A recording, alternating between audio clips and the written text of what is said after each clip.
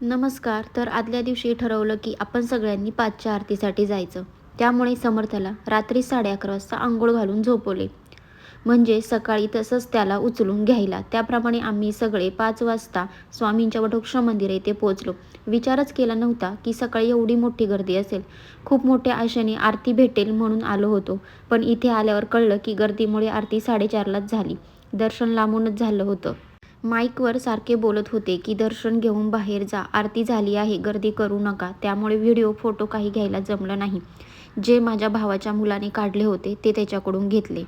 सगळे निराश झाले होते. माझं मन मात्र फार उदास झालं होतं. काही समजतच नव्हतं की काय चाललंय ते. एवढ्या उत्साहामध्ये आम्ही आलो होतो.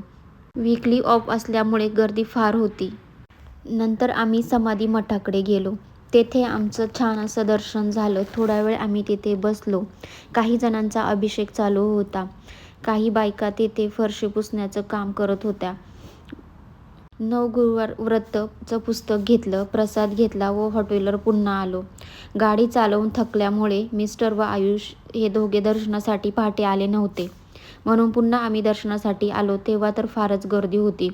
दर्शन घेऊन आम्ही गाणगापूरला जाण्यासाठी निघालो होतो. मिस्टर व आयुष दर्शनाला गेले. त्यांच्यासोबत पुन्हा माझ्या भावाचा मुलगा व भाऊ हे दोघंजण दर्शनासाठी गेले.